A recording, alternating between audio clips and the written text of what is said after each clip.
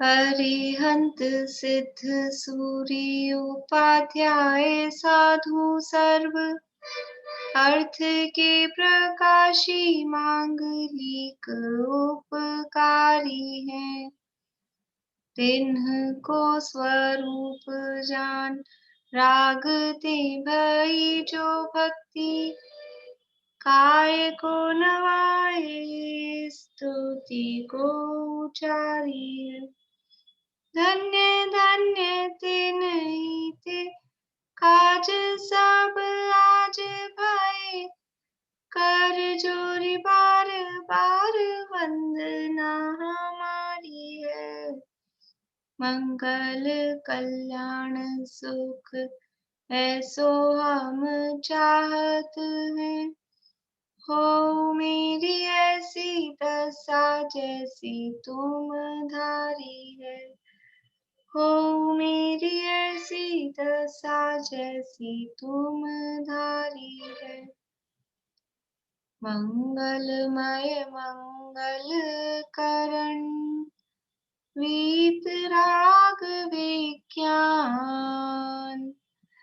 नमो ताहि जाते भये अरहंतादि महान। करि मंगल करि ओ महा ग्रंथ करन को काज जाते मिले समाज सब पावे निज पद राज। इस भव तरु का मूल एक जानहु मिथ्या भाव ताको करि निर्मूल अब करिए मोक्ष उपाय। करिए मोक्ष उपाय। मोक्ष मार्ग प्रकाशक 7वां अधिकार और व्यवहाराभासी का प्रकरण अपना चल रहा है। व्यवहाराभासी कितने प्रकार के होते हैं? व्यवहाराभासी बोलिए बेला जी। 4 प्रकार के होते हैं व्यवहाराभासी। कौन कौन से? कुल अपेक्षा धर्म धारक व्यवहाराभासी, परीक्षा रहित आज्ञा अनुसारी धर्म धारक व्यवहाराभासी, सांसारिक प्रयोजनार्थ धर्म धारक व्यवहाराभासी और धर्म से विरुद्ध धर्म धारक व्यवहाराभासी। धर्म विरुद्ध नहीं, धर्म बुद्धि से धर्म धारक, विरुद्ध नहीं है। हाँ, धर्म बुद्धि से। हाँ ठीक है, बढ़िया। यदि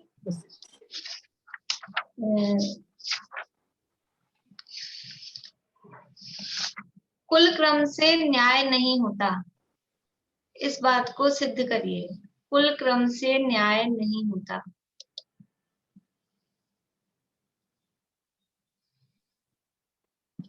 बोलिए अनीता आंटी।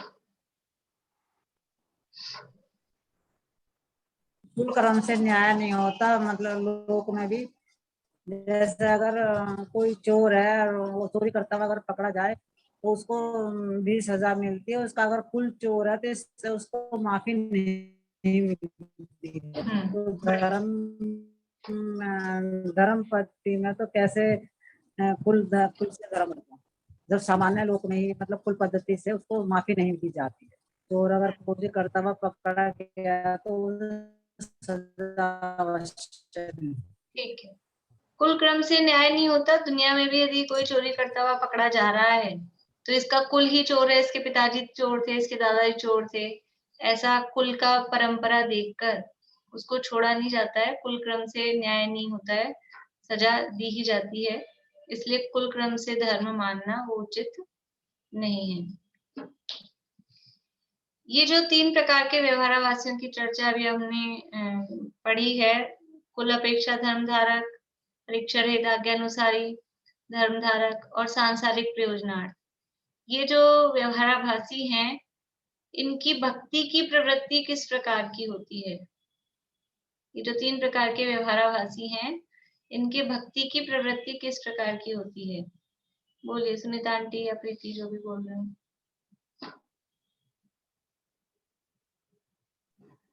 देखा देखी दूसरों को, फिर भक्ति की प्रवृत्ति है कि, और मतलब मंदिर में गए हैं तो उसमें पता नहीं कि क्या पढ़ रहे हैं क्या नहीं पढ़ रहे, और इधर उधर को देख रहे हैं कौन आया कौन गया, इस टाइप की प्रवृत्ति है। और फिर कर भी रहे हैं तो सांसारिक प्रयोजन से कर रहे हैं जो भी कर रहे हैं।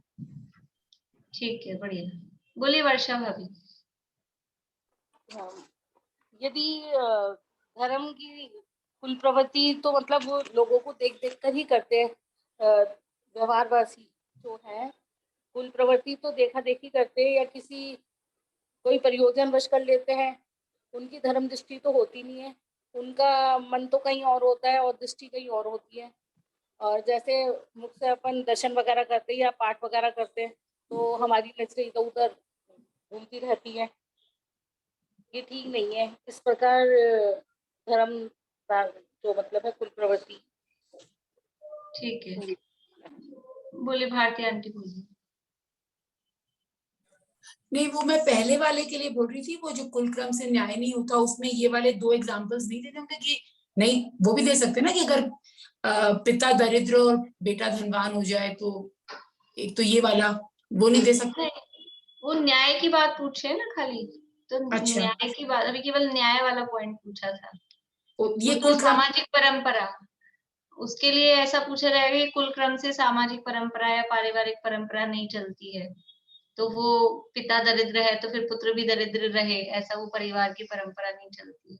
वो अभी केवल न्याय वाली बात पूछी थी। अच्छा, और वो जो पिता नरक गया वो भी फिर दूसरे वाले में आएगा। हाँ, देखिए यहाँ प्रश्न था कि इनकी भक्ति की प्रवृत्ति किस प्रकार की होती है। तो भक्ति करते हैं तो चित्त तो कहीं और है, मन कहीं और है। मुख से पाठादि बोल रहे हैं, वचन से मन हुआ, वचन हुआ, और शरीर में क्या है, नजरें दृष्टि घूमती रहती है और नमस्कार आदि करते हैं, ये प्रवृत्ति चल रही है। लेकिन ये ठीक नहीं है, क्योंकि पाठ में क्या अर्थ है, किसके लिए कहा गया है, किस प्रयोजन के अर्थ में स्तुति कर रहा हूँ, ऐसे कुछ भी उनको बात पता नहीं है। इसलिए उनकी जो भक्ति की प्रवृत्ति है वो भी ठीक नहीं है। कल हमारी चर्चा हुई थी, पेज नंबर 220, मोक्षण प्रकाशक 7वां अधिकार है, तप के संबंध में। यदि तप करता है तो कैसे करता है कि भूखा रहकर महंत बना हो वह कार्य करता है, परिणामों की पहचान नहीं है। बस भूखा रहने को तप मान लेता है, लेकिन वास्तव में तप क्या है कि इच्छा का निरोध, अंदर से इच्छाएं उत्पन्न न हो, इच्छाएं उत्पन्न होना रुक जाएं, और उस पूर्वक बाहर में वो जो क्रियाएं होती है वो वास्तव में सच्चा तप होता है, वो कुछ पहचान नहीं। अब बात करनी है व्रताधिक के संबंध में। व्रताधिक करता है तो किस प्रकार से करता है, तथा व्रताधिक धारण करता है तो वहां बाह्य क्रिया पर दृष्टि है, सो भी कोई सच्ची क्रिया करता है, कोई झूठी करता है, और जो अंतरंग रागादि भाव पाए जाते हैं उनका विचार ही नहीं है, तथा बाह्य में भी रागादि के पोषण के साधन करता है। व्रतादि धारण किया, व्रत मतलब व्रतादि धारण में कौन से व्रत लेना है, यहाँ पर व्रतादि धारण करता है तो कौन से व्रत लेना है, बोलिए बेला भाभी। ये जो है ना, ये रोज के जो व्रत लेते हैं वो वाले, या हिंसा चोरी वाले? मैं आपसे पूछ रही हूँ, आप कौन सा समझ रहे हैं? भाई क्रिया में तो हिंसा चोरी है, ये 5 व्रत लेते हैं जिनमें भाई क्रिया ही दिखती है, और अंतरंग तो कोई परिणाम है नहीं। ठीक है, ज्योति जी बोलिए। तो अनशन आदि जो लेते हैं ना, अनशन आदि तो तप में आ गए ना। हाँ, तो अनशन आदि तो तप में आ गए, फिर ये व्रत अलग से क्यों देते हैं? उपवास वगैरह नहीं लेंगे क्या? उपवास जो करते हैं अपन, उसी को तप मानते हैं ना ये, सॉरी उसी को व्रत मानते हैं ना, अनशन करना ये सब करना, इसी को व्रत मानते हैं। हम मानते हैं, लेकिन यहाँ तप में और व्रत में अंतर किया ना, कल भी हमने बात की थी, तप और व्रत संयम अलग है। पर कुल इस प्रेफरेंस में निशान तो बोल शायद वही मान रहे हैं ना वो हिंसा चोरी वगैरह करता हुआ रागादि भाव नहीं हटते ना उनके। व्रत धारण करने आदि के बारे में कहा है, बढ़िया। वो अपने हिसाब से व्रत लेता है, 5 इंद्रियों के विषयों के, जो ये हिंसा, चोरी, कुशील, ये सब के बारे में जो अनुव्रत लेते हैं ना। यहाँ जो व्रत लेने हैं वो बेला भाभी वो शब्द नहीं बोल पा रहे थे पर भाव वही था। अनुव्रत और महाव्रत, व्रत से शब्द से यहाँ आप तप को नहीं लेना, जो हम जो व्रत कहते हैं ना, एक आसन को व्रत कहते हैं, आज मेरा व्रत है, तो वो व्रत नहीं है। जैसे अन्य मतों में व्रत शब्द उसी अर्थ में यूज में आता है कि व्रत, फास्ट जिसको बोलते हैं वो, तो वो वाला व्रत यहाँ नहीं लेना है, क्योंकि वो तो तप में चला गया ना, वो तो तप में उसकी बात कर ली, फिर दोबारा से बात क्यों करनी। तो यहाँ व्रत का मतलब है व्रतादि धारण करता है, तो अणुव्रत और महाव्रत पापों के त्याग रूप, मुख्य रूप से उसको लेना है। ऐसे देखा जाएगा, अगर निश्चय में जाएंगे, निश्चय स्वरूप देखेंगे, तो व्रत, तप, संयम सबका निश्चय स्वरूप तो एक ही आएगा, इसलिए निश्चय में तो भेद होगा नहीं। लेकिन अब अभी तो भेद कर रहे हैं ना, अलग अलग करके गिना रहे हैं, व्रत अलग गिना रहे हैं, तप अलग गिना रहे हैं, तो उनके बाहरी स्वरूप को ही मुख्य रूप से देखना है कि बाहर में वो जो अलग अलग दिखती है चीज। तो तप तो है अंशन आदि, वो तप है। व्रत है अणुव्रत, महाव्रत आदि, ये व्रत है। अथवा गुण व्रत, शिक्षा व्रत, ये व्रत है। तो ये सब व्रत है। और संयम होता है, संयम है वो इंद्रिय संयम और प्राणी संयम, बाहर में जीवों की रक्षा रूप, 6 काय के जीवों की रक्षा रूप, और पंचेंद्रिय विषयों से विरक्ति, वो संयम होता है। तो ऐसे तीनों में डिफरेंस है। यहाँ व्रतादि धारण करता है, मतलब या तो अणुव्रत धारण किए हैं या महाव्रत धारण किए हैं, तो क्या होता है, बाह्य क्रिया पर दृष्टि है। बस बाहर में हमारी अणुव्रत धारण कर लिए, अणुव्रत धारण कर लिए, पंचम गुण स्थान वाला अपने को मानने लगा, प्रतिमा ले ली, तो क्या होगा कि हमारी सचित्त त्याग प्रतिमा है, या हमारी सामायिक प्रतिमा है। प्रतिमाओं के नाम ख्याल में है, 11 प्रतिमाओं के, तो दर्शन प्रतिमा, व्रत प्रतिमा, सामायिक प्रतिमा, प्रोषद प्रतिमा, सचित्त त्याग प्रतिमा। तो ये जो भी प्रतिमाएं हैं, उसके आधार पे अभी समझ लीजिए तीसरी प्रतिमा है सामायिक प्रतिमा, तो बाहर में हमको सामायिक करना, 3 बार सामायिक करना, वो उसमें क्रिया बताई गई है। तो उस बाह्य क्रिया पर दृष्टि है। सचित्त त्याग प्रतिमा है तो बाहर में सचित्त नहीं लेना है, ये पानी उबालना है, ये भोजन को ऐसे अचित्त करना है, जो भी चीजें हैं गर्म कर करके लेना है। बाह्य क्रिया पर दृष्टि है, और वो बाहरी क्रिया भी कैसी हो रही है, सो भी कोई सच्ची क्रिया करता है, कोई झूठी क्रिया करता है। अब वो बाहरी क्रिया भी कोई तो बराबर प्रॉपर करता है, यानी ये व्रतादि धारण किए, उनमें बाहर में क्रियाओं पर दृष्टि है। अब वो क्रियाएं करनी है, जिस भी तरह के ऊपर ऊपर प्रतिमाओं में जाएंगे देखेंगे, तो वो या मुनि व्रत के संबंध में लें तो 28 मूल गुणों का पालन करना है, ईर्यत समिति से चलना है, तुम नीचे देख के चलना है, वो बाहरी क्रिया पर दृष्टि है, तो दुनिया को दिखे मैं नीचे देख के चल रहा हूँ ऐसा। पर अब वो कोई सच्ची कर रहा है, कोई झूठी कर रहा है, उसमें भी क्या है कि कोई तो वास्तव में मैं देश प्रतिष्ठावक हूँ या मैं मुनि हूँ ऐसा मान के, कोई तो बराबर क्रियाओं को भी प्रॉपर कर रहा है, तरीके से कर रहा है, और कोई तो केवल बस करना है दुनिया को दिखाने के लिए कि ये मुझे मुनि माने, ये मुझे प्रतिमाधारी माने, तो अपने को ऐसे ऐसे क्रिया करनी है। उसमें कुछ क्रियाओं में ऐसे काम चला देते हैं कि भाई हो गया ऐसे, तो वो झूठी क्रिया हो जाएगी। कोई सच्ची करता है, कोई झूठी क्रिया करता है। व्रतादि धारण करता है तो बस व्रत वास्तव में किसे कहते हैं, व्रत है उनसे विरक्त होना, पापों से विरक्त होना। हम जो शब्द लेते हैं ना त्याग करना, वास्तव में त्याग करने में वो भाव नहीं आता जो विरक्ति में जो भाव है। विरक्ति में अंतरंग परिणाम समझ में आते हैं। विरक्ति जो होगी वो परिणामों से, कि हमारे अब विरक्त हो गए हैं और हमने इसका त्याग किया है। अब त्याग किया है तो ऐसा लगता है वो बाहरी रूप में दिखाई देता है, उसमें भाव ऐसा लगता है। तो 5 पापों से विरक्त होना, अभी हमारे पापों से विरक्ति है तो कोई भी काम अपने आप ही ऐसा नहीं होता है कि जिसमें पाप रूप प्रवृत्ति हो। हमें विषयों से विरक्ति हुई तो फिर ऐसे नहीं होता है कि रोकने नहीं, मैंने छोड़ा है, मुझे देखना नहीं है। विषयों से विरक्ति का मतलब है कि दिख भी जाए तो भी उसमें रस नहीं आता है, उसको खींच खींच के लाना नहीं पड़ता है, उसका नाम विरक्ति है, वहां इंटरेस्ट नहीं आता है। और अभी जो करता है वो खींच खींच के कि मुझे नहीं, मुझे विषयों में नहीं जाना है। अब वो नजरें जा रही है, मान लो टीवी चल रहा है, कोई सीरियल आ रहा है, तो उपयोग वहां जा रहा है, रस आ रहा है, लेकिन चला के खींचना है, तो वो विरक्ति नहीं है। और एक ऐसा कि वो उसमें उपयोग जाए ही नहीं, वहां मजा ही नहीं आया, वहां रस ही नहीं, घूमने में फिरने में, ये पंचेंद्रिय विषयों में विरक्ति। ऐसा यहाँ 5 पापों से विरक्ति। अब जिसको 5 पापों से विरक्ति हुई है उसको विषयों से विरक्ति होगी कि नहीं होगी? विषयों से विरक्ति होगी कि नहीं होगी? होगी, क्योंकि उसमें भी हिंसा, झूठ, चोरी, कुशील, परिग्रह, ये जो पंचेंद्रिय के विषय हैं उनमें यही तो काम होता है। या तो कुछ हिंसा होगी, या कहीं ना कहीं झूठ बोलने का काम पड़ेगा, चोरी का, निकुशील, परिग्रह, ये सारे, ये सब ऐसे गुथे हुए हैं। यदि एक में आसक्ति है तो सब जगह आसक्ति है, और एक में विरक्ति है तो आरंभ आ जाएंगे, विषय कषाय आरंभ आ जाएंगे इसमें सब। हाँ, विषय कषाय सबसे विरक्ति होती है। ऐसा नहीं है यदि हमने खाली अनुव्रत धारण किए तो हमें तो उस 5 पापों से विरक्ति है, हम कषायों से थोड़ी ना विरक्ति लिए। तो कषाय करना पाप है कि नहीं है?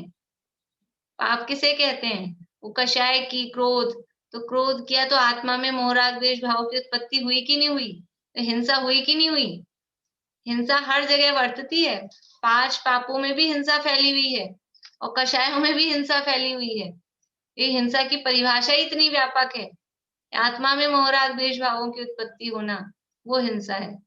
इसलिए वो तो वो आपस में सब इन्वॉल्व हैं ही। लेकिन यहाँ ये क्या कह रहे हैं, ये कि व्रताधिक धारण कर रहा है, उसने बाहर में व्रत लिए, मोटे मोटे अनुव्रत, महाव्रत, ऐसा कोई व्रत धारण किया, तो वो किस तरह से पाल रहा है? केवल क्रिया, क्रिया ऐसी होनी चाहिए, हमने ये प्रतिमा ली है, ये व्रत लिया है, तो इस तरह से इसका पालन होना चाहिए, क्रिया पर दृष्टि है। और वो क्रिया भी कैसी हो रही है कि वो किसी किसी की सच्ची क्रिया होती है, नहीं तो वो क्रिया भी झूठी। सच्ची क्रिया किसके होती है? अंदर में यथार्थ श्रद्धा नहीं है, यथार्थ निर्णय नहीं है, सम्यक दर्शन नहीं है, और लेकिन बाहर में क्रिया ठीक हो रही है, सच्ची क्रिया हो रही है, उसको क्या कहेंगे? चाहे मुनि हो, चाहे श्रावक हो, अगर क्रिया ठीक हो रही है तो क्या कहेंगे? द्रवलिंगी में आएंगे ये। हाँ, सुनीता आंटी बोलिए, सुनीता आंटी द्रवलिंगी बोलेंगे। बढ़िया। द्रव्यलिंगी, द्रव्यलिंगी मुनि अथवा द्रव्यलिंगी श्रावक। यदि बाहर में क्रिया ठीक है, अंदर में सम्यक तो नहीं भी है लेकिन क्रिया ठीक है, तो द्रव्यलिंगी उसको कहते हैं। लेकिन क्रिया बराबर प्रॉपर होनी चाहिए, सही, पर रहेगा तो मिथ्या दृष्टि, रहा तो मिथ्या दृष्टि ही। तो कोई तो सच्ची क्रिया करता है, कोई झूठी क्रिया करता है, लेकिन दृष्टि क्रिया पर ही है। यहाँ दृष्टि क्रिया पर नहीं लगानी है, दृष्टि तो अपने परिणामों पे, अपने अभिप्राय पे जानी चाहिए, तब वो सुधरते हैं। या कहें लक्ष्य किसका करना है, तो लक्ष्य तो द्रव्य स्वभाव का करना है, और लक्ष्य स्वभाव के द्रव्य स्वभाव के लक्ष्य पूर्वक वो अभिप्राय सुधरता है, परिणाम सुधरते हैं, और क्रिया ऑटोमेटिकली सुधर जाती है।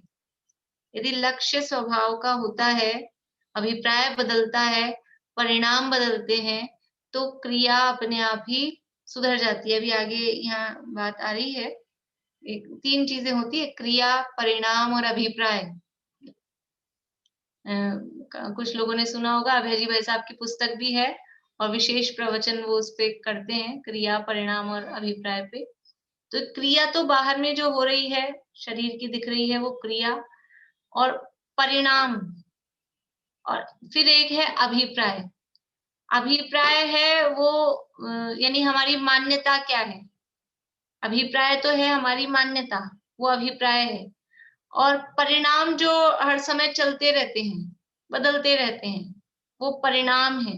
लेकिन यहाँ पंडित जी साहब जो भी शब्द ले रहे हैं, देखो परिणामों की पहचान नहीं है, परिणाम बिगड़ने सुधरने का भय नहीं है। आगे आएंगे, पीछे भी आए हैं परिणाम शब्द, वो परिणामों पे बल दे रहे हैं कि भी वर्तमान ऐसा नहीं है, परिणामों से बंद नहीं होता है, अभिप्राय से बंद होता है, मान्यता से बंद होता है, हमारा अभिप्राय मिथ्या है उसके आधार पे बंद होता है, लेकिन जो वर्तमान परिणाम चल रहे हैं उन परिणामों का भी कर्म बंद होने में बहुत बड़ा रोल है।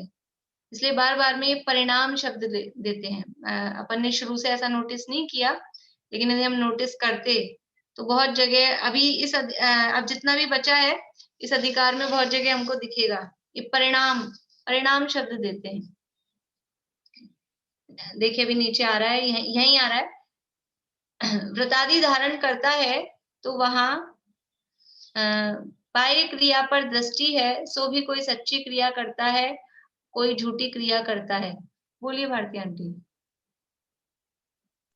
मैं पूछ रही थी, द्रव्यलिंगी मुनिराज जो होते हैं वो पहले गुण स्थान में ही रहते हैं?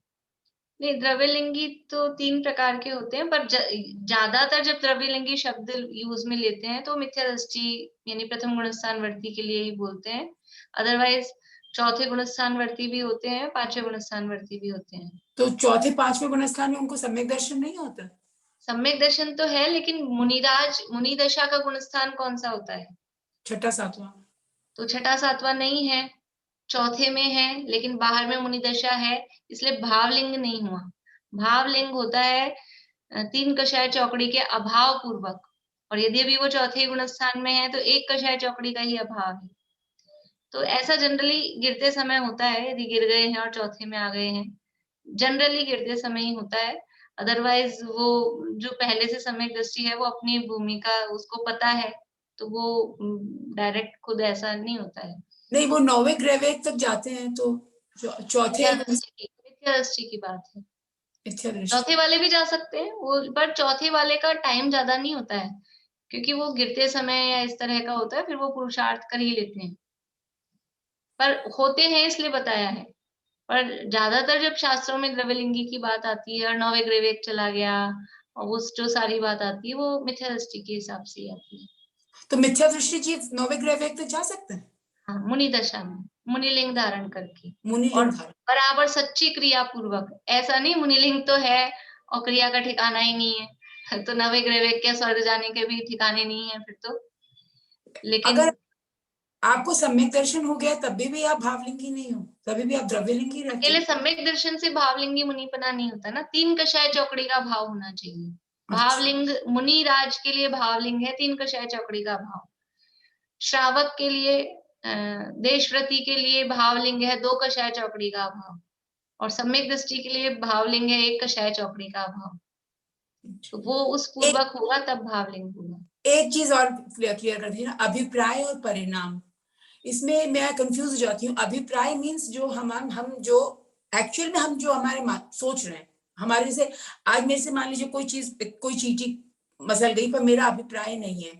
और परिणाम, अभिप्राय का मतलब है यहाँ पर अभिप्राय का मतलब है मिथ्यात्व जैसा। अभिप्राय में हमारे ये है कि एक द्रव्य दूसरे द्रव्य का करता है। अभिप्राय में ये है मैं चींटी को मार सकता हूँ या बचा सकता हूँ, ये है अभिप्राय। ये जो मान्यता है, हमारी मान्यता, जिसे हम मिथ्यात्व या सम्यक के साथ जोड़ सकते हैं। यदि सच्ची है तो सम्यक है, गलत है तो मिथ्या है। तो अभिप्राय तो ये है, हमारा अभिप्राय क्या है कि एक द्रव्य दूसरे द्रव्य का करता है मिथ्या दृष्टि के हिसाब से। मैं किसी को मार सकता हूँ, बचा सकता हूँ, ये अभिप्राय है। और फिर उस अभिप्राय के अनुसार अभी चींटी को मैं बचा लूं, ये परिणाम हो रहा है। ये परिणाम हो रहा है, लेकिन परिणाम के अंदर अभिप्राय क्या है कि मैं चींटी को बचा सकता हूँ, ये अभिप्राय है। और फिर वो तदनुरूप जो भी क्रिया हो रही है बाहर में बचाने की, मारने की, और परिणाम हो रहा है कि मैं चींटी को बचा लूं, और मेरा अभिप्राय है कि मैं बचा नहीं सकता हूँ। तो फिर मतलब मैं जानती हूँ ये चीज कि मैं उसको ना बचा सकती हूँ ना मैं उसको मार सकती हूँ, कुछ नहीं कर सकती हूँ। तो हाँ, फिर ठीक है, अभी इस स्तर पे हम उसको कह सकते हैं, लेकिन वास्तव में अभिप्राय है वो मिथ्यात्व सम्यक के साथ। यदि मिथ्यात्व है तो अभिप्राय में पड़ा है ये कि मैं चींटी को बचा सकता हूँ कि मार सकता हूँ, ये अभिप्राय में पड़ा है यदि मिथ्यात्व है। अभी हम जिसको अभिप्राय कह रहे हैं वो इंटेंशन, जैसे धक्का लग गया तो मेरा अभिप्राय नहीं था, वो स्थूल है। पर यहाँ जो क्रिया परिणाम और अभिप्राय में, अभिप्राय का मतलब है वो हमारी जो मान्यता पड़ी हुई है, जैसे कि अनंतानुबंधी के संबंध में कहते हैं ना कि अनंत के साथ, यानी अनंत कहते हैं मिथ्यात्व को, तो वो या समझिए, दूसरी उदाहरण से बताती हूँ, जैसे कि राजा श्रेणिक ने यशोधर मुनिराज के गले में मरा हुआ सर्प डाला, तो उनकी, राजा श्रेणिक की कोई व्यक्तिगत शत्रुता थी यशोधर मुनिराज के साथ में? नहीं, व्यक्तिगत कोई उनकी दुश्मनी नहीं थी। तो फिर वो जो उन्होंने मरा हुआ सर्प डाला और 7वें नरक की आयु का बंध हुआ, मतलब इतना बड़ा कोई ऐसा देखने में यदि कोई दूसरा व्यक्ति देखे तो मरा हुआ सांप ही तो डाला है, कोई मुनिराज को मार तोड़ ना दिया है, ऐसा समझ सकता है ना वो। तो 7वें नरक की 33 साल की आयु, तो वो अभिप्राय क्या है उसका? अभिप्राय जितने भी दिगंबर मुनिराज हैं वो, क्योंकि यशोधर मुनिराज से व्यक्तिगत शत्रुता नहीं थी, दिगंबर मुनिराजों के प्रति उसकी अभिप्राय में था कि दिगंबर मुनिराजों के प्रति मेरी शत्रुता है। क्या नाम उसका, चेलना के गुरु हैं, और ये चेलना के गुरु हैं और मुझे इनका समझ लो अपमान करना है कि इनकी विराधना करनी है, ऐसा अभिप्राय उसका था। अकेले यशोधर मुनिराज को परेशान करने का, उपसर्ग करने का अभिप्राय नहीं था, वो अभिप्राय, वो मान्यता है। ऐसा देखिए, तो व्रतादि धारण करता है, वहां बाह्य क्रिया पर दृष्टि है, सो भी कोई सच्ची क्रिया करता है, कोई झूठी क्रिया करता है। और जो अंतरंग रागादि भाव पाए जाते हैं उनका विचार ही नहीं है, केवल क्रिया क्रिया में दिमाग लग रहा है। लेकिन इसीलिए हम ऐसा देखा होगा कि जो लोग इस तरह की 16 का व्यवहार कर रहे हैं, या कोई प्रतिमा ले ली है, अब उनको अपने नियम कानून पूरे पालने हैं, तो जरा सी भी गड़बड़ हो जाए तो क्या होता है, कितनी कषायें दिखती हैं, ऐसा देखने में आता है। ऐसी दुनिया में चलती भी है कि वो जो ज्यादा त्यागी व्रती हैं वो ज्यादा कषाय करते हैं। क्यों? क्योंकि केवल क्रिया पर दृष्टि है, अंदर जो रागादि भाव, अंदर से रागादि कम हुए नहीं है। बस हमको ऐसी ऐसी क्रिया, ये हमारे चौके में ऐसे कपड़े होने चाहिए, ऐसा ये होना चाहिए, इसको नहीं छूना चाहिए, उसको नहीं छूना चाहिए, वो नहीं करना चाहिए, वो गलत है, ये नहीं कह रही, लेकिन उनके साथ में अंदर में रागादि तो कम हुए ही नहीं है, क्रोधादि कषायें वो बराबर पड़ी हुई है, और ये जरा भी कुछ भी गड़बड़ होता है तो वो निकल के आता है, वो चिड़चिड़ाहट बाहर में दिखाई देती है। इतनी अज्ञानता होती है ज्योति, यदि गेहूं की टंकी बच्चा छू ले तो भी कसाय कर लेंगे कि यानी मेरे गेहूं की टंकी क्यों छू, अरे गेहूं थोड़ी छुआ बच्चे ने, पूरा गेहूं धुलवाएंगे। ऐसी ऐसी कसाएं होती है जीवों के, सब जानते समझते, सबको मालूम है, मतलब ये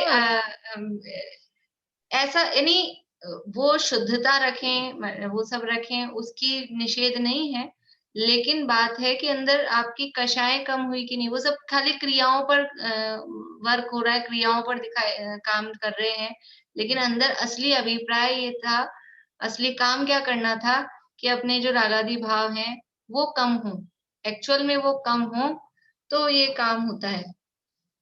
तो जो अंतरंग रागादि भाव पाए जाते हैं उनका विचार ही नहीं है, तथा बाह्य में भी रागादि के पोषण के साधन करता है, और बाहर भी क्या करता है कि अंदर में खुद के राग कम हुए नहीं, और बाहर में भी इस तरह की सामग्री जुटाता है, व्यवस्थाएं करता है, जिससे और राग बढ़े।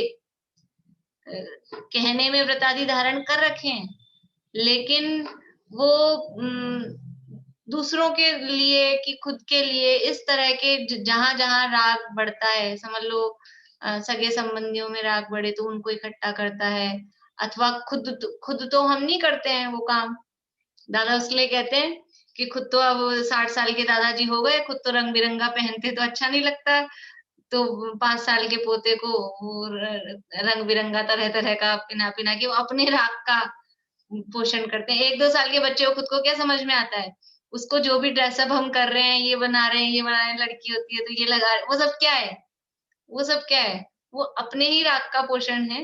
अपना राग समझ में आ रहा है, तो अंदर से राग आदि कम हुए नहीं है और बाहर में भी राग आदि के पोषण के साधन करता है। ये व्रत आदि के संबंध में ये व्यवहाराभासी की प्रवृत्ति रहती है। देखिए आगे, तथा पूजा प्रभावनादि कार्य करता है तो वहां जिस प्रकार लोक में बड़ाई हो वह विषय कषाय का पोषण हो उस प्रकार कार्य करता है तथा बहुत हिंसा उद्दिक उत्पन्न करता है। अब पूजा प्रभावना, भक्ति अलग लिया था ऊपर, अभी पूजा प्रभावना अलग लिया है। वो वाली बातें तो समझना ही इसमें, दृष्टि घूम रही है और मुंह से पाठ बोल रहे हैं, चित्त कहीं और है और उसमें क्या अर्थ है कुछ ख्याल में नहीं, वो तो सारी बातें हैं ही हैं। लेकिन यदि पूजा प्रभावना में समझना, विधान वगैरह जो भी कार्यक्रम किया, प्रभावना में पूजन विधान या समझ लीजिए रथ यात्रा जुलूस वगैरह जो भी चीजें हैं, ये प्रभावना के नाम पे। तो पूजा प्रभावनादि कार्य करता है। यात्रा ले गए हैं, वो भी प्रभावना है, यात्रा ले जाना, जुलूस निकालना, प्रभावना के साधन है, प्रभावना के टाइप्स हैं। कैसे करता है कि जिस प्रकार लोक में बड़ाई हो, पूजा कराई, हमने पूजा कराई, आज पूजा है हमारी तरफ से, ऐसा चलता है ना। कई क्षेत्रों में जाते होंगे तो एक दिन की पूजन आप लिखा जाओ, वो वहां बैठे रहते हैं तो वो बोर्ड पे लिखते हुए इनकी तरफ से पूजा है, तो ये पूजा हमने कराई। तो वो पूजा क्यों करा रहा है कि हमारा नाम होगा, बोर्ड पे नाम लिखेंगे। कभी भी क्षेत्रों पे जाओ, कुछ कुछ जगहों पे ऐसा होता है, यहाँ जाओ आप चुलगिरी पे तो वहां रोज किसी ना किसी का नाम लिखा हुआ मिलता है, आज की पूजन इनकी तरफ से।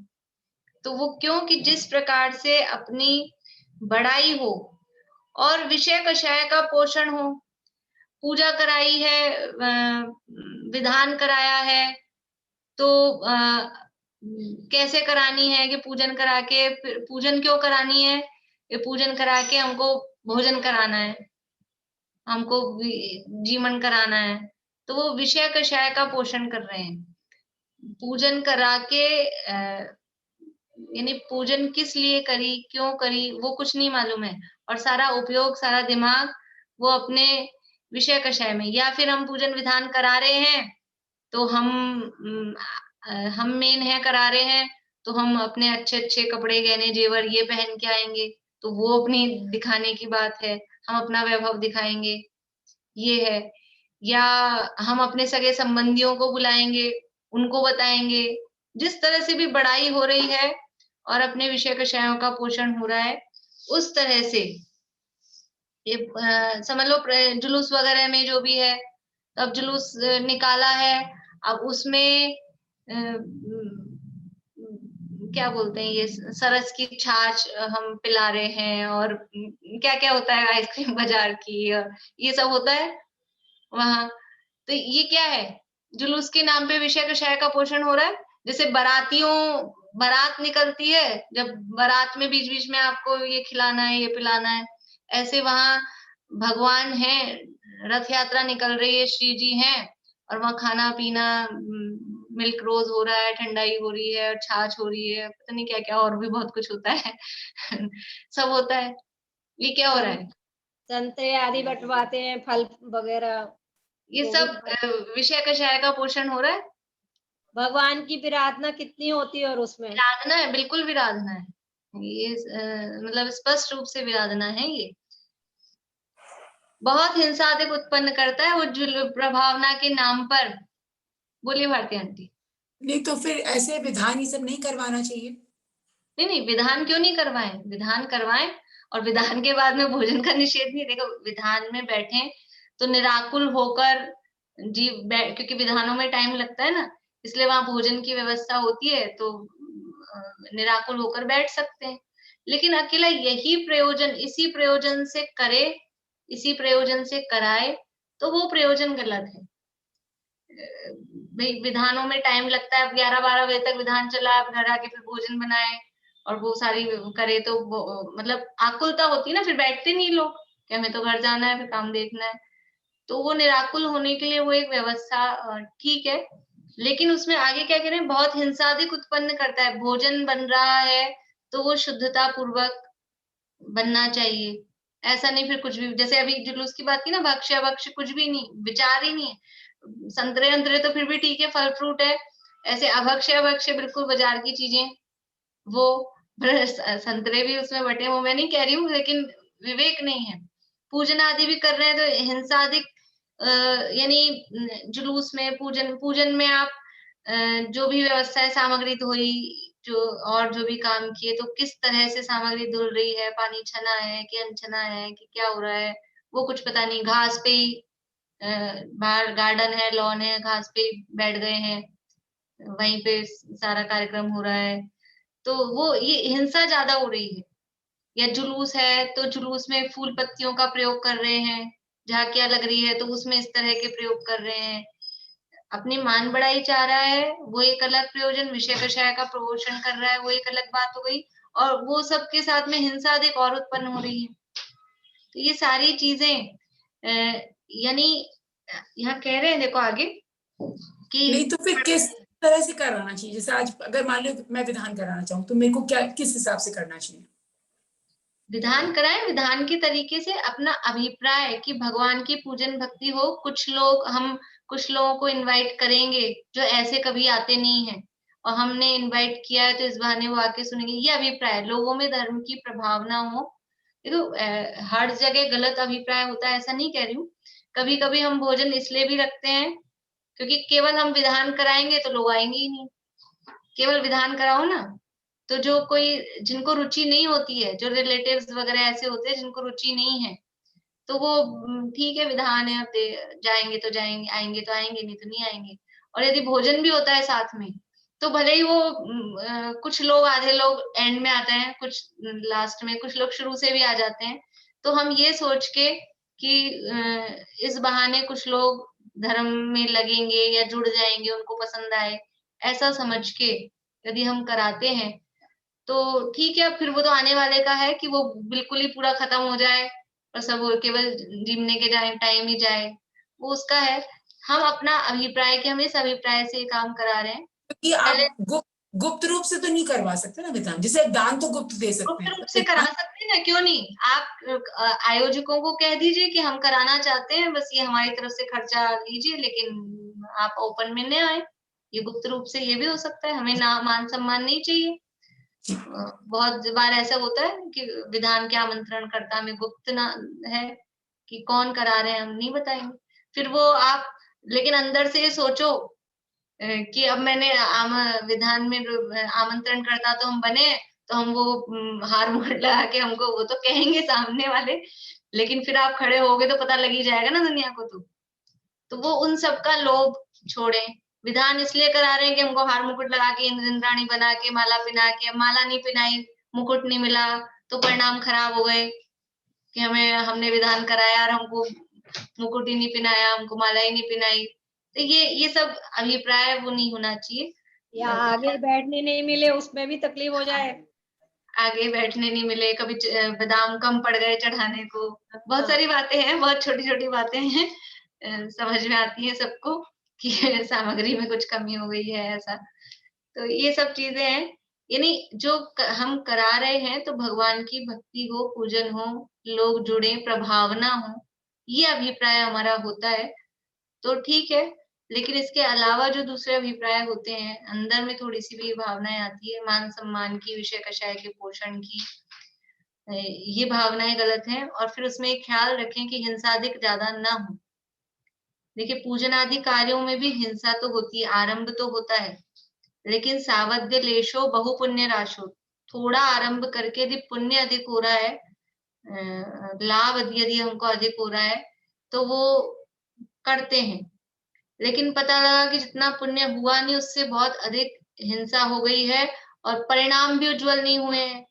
इधर रागादि भाव हो रहे हैं, कषाय भी हो रही है और बाहर में जीवों की हिंसा भी हो रही है, तो फिर उसका क्या फायदा? जो भी काम हम कर रहे हैं, अभी यही समझ लीजिए जूम पे अपना ये चल रहा है, तो अब इसमें क्या हिंसा नहीं हो रही है? इलेक्ट्रिसिटी यूज में आ रही है और इंटरनेट यूज में आ रहा है, वो कुछ ना कुछ, कम ज्यादा कैसा भी, लेकिन कुछ ना कुछ। हम बैठे हैं तो निराकुलता से बैठे रहे, गर्मी का मौसम है हम पंखा चला के बैठते हैं, अब रात का टाइम हो गया, अब लाइट जला के बैठते हैं, तो वो कुछ ना कुछ तो होता है ना। दर्शन करने के लिए मंदिर जाते हैं, नीचे देख के भी चल के जाए तो भी कुछ ना कुछ जीवों की हिंसा विराधना होती है। लेकिन वो उतनी हम सावधानी पूर्वक काम कर रहे हैं, उसके बाद भी हिंसा होती है, पर उससे जो हमको फल मिल रहा है, हम मंदिर दर्शन करने के लिए जा रहे हैं, हमारे परिणामों में शांति आ रही है, भगवान के दर्शन करके, पूजन करके एनर्जी मिलती है कि दिन भर भगवान के दर्शन करके दिन भर भोजन करने की सर्टिफिकेट लेने जाते हैं मंदिर, कि हम एनर्जी भगवान को देखकर, ये तुम जैसा बनने के कारण, कि हमें भी ये बनना है, भगवान जैसा बनना है, भगवान कैसे निराकुल है, सुखी है, अनंत सुखी है, उनको देखकर वो एनर्जी हमको मिलती है। तो वो हमको लाभ ज्यादा हो रहा है, इसलिए थोड़ी वो जो गमन में मार्ग में हिंसा होती है उसको नेग्लेक्ट करते हैं, उस पर ध्यान नहीं देते हैं। तो ऐसे ही पूजा प्रभावना आदि कार्यों में भी हिंसा तो होगी। जुलूस निकलेगा तो हिंसा होगी कि नहीं होगी? हिंसा तो होगी, लेकिन एक्स्ट्रा ऑर्डिनरी हिंसा, फूलों की वर्षा कर रहे हैं वहां, सड़क पे फूल ही फूल बिखर गए हैं, फिर उनपे से सब चल के जा रहे हैं, वो तो एक्स्ट्रा ऑर्डिनरी हिंसा है। एक सामान्य रूप से जो गमन हो रहा है, जुलूस निकल रहा है, उसमें जो हो रही है वो एक सामान्य है, लेकिन उसके अलावा एक्स्ट्रा कुछ कर रहे हैं तो वो बहुत हिंसा है। तो पूजा प्रभावना आदि कार्य करता है, वहां जिस प्रकार लोक में बढ़ाई हो, भविष्य कषाय का पोषण हो, उस प्रकार कार्य करता है तथा बहुत हिंसादिक उत्पन्न करता है। देखिए पढ़ लेते हैं, ये आगे यही बात कही है। सो यह कार्य तो अपने तथा अन्य जीवों के परिणाम सुधारने के अर्थ कहे हैं, अपने भी और दूसरों के भी। जो अभी अपन ने बात की ना, हमने पूजा का आयोजन करा, विधान का आयोजन करा, जुलूस आदि प्रभावना करी, खुद के परिणाम भी सुधरे और उसके माध्यम से दूसरों के भी परिणाम सुधरे। ऐसे जुलूस देख के दूसरों को जैन धर्म की महिमा ख्याल में आए, तो उनको जैन धर्म में रुचि लगे। इस तरह के पूजन विधान का आयोजन करके कुछ लोग लग जाते हैं, कुछ लोगों को धर्म में रुचि लग जाती है कि विधान में बैठे और तब से फिर रुचि लग गई, अच्छा लगा, फिर प्रवचन में भी आने लग गए, सुनने लगे, समझने लगे। ऐसा बहुत लोगों के साथ में हुआ होगा, आप लोगों की जानकारी में होंगे, किसी के साथ, खुद के साथ भी ऐसा हुआ हो। तो ये अपने और दूसरों के परिणाम सुधारने के अर्थ कहा है, तथा वहां किंचित हिंसादिक भी उत्पन्न होते हैं, मना नहीं कर रहे, किंचित हिंसादिक भी उत्पन्न होते हैं, परंतु जिसमें थोड़ा अपराध हो और गुण अधिक हो वह कार्य करना कहा है। थोड़ा अपराध होके भी हमको लाभ ज्यादा हो रहा है, फायदा हो रहा है। देखो यदि बिजनेस करते हैं, व्यापार करते हैं, तो खुद का इन्वेस्टमेंट करना पड़ता है कि नहीं पड़ता है?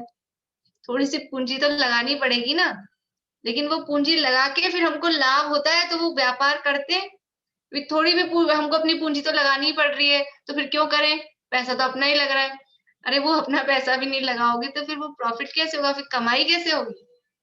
तो वो थोड़े बहुत हिंसादिक तो भूमिका के अनुसार वो होते हैं, परंतु गुण अधिक होता है, सो वह कार्य करना कहा है।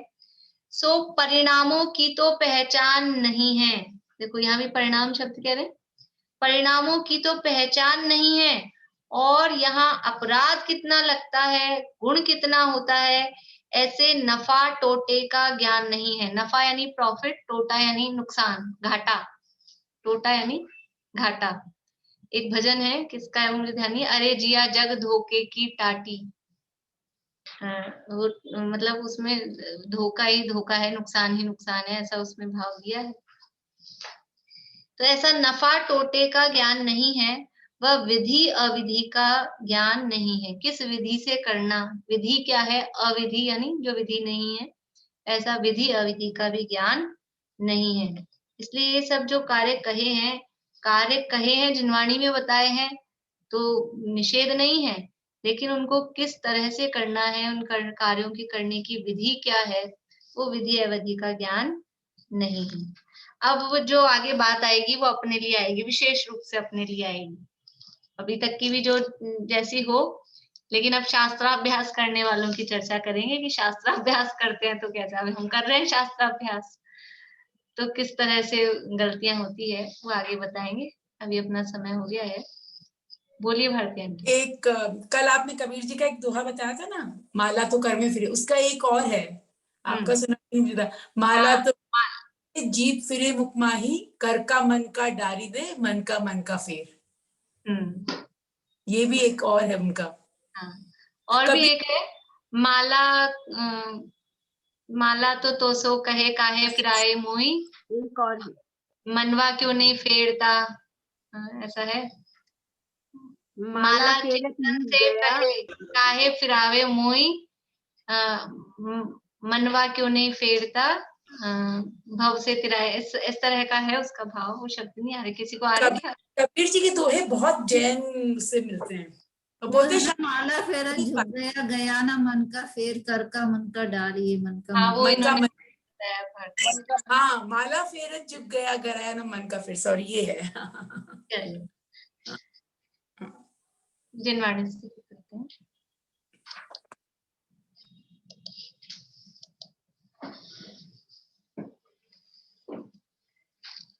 हे चक्रधर जग जीत कर षट खंड को निज वश किया, पर आत्मा निज नित्य एक अखंड तुम अपना लिया। हे ज्ञान घन हरनाथ जिन धन धान्य को ठुकरा दिया, विज्ञान घन आनंद घन निज आत्मा को पा लिया।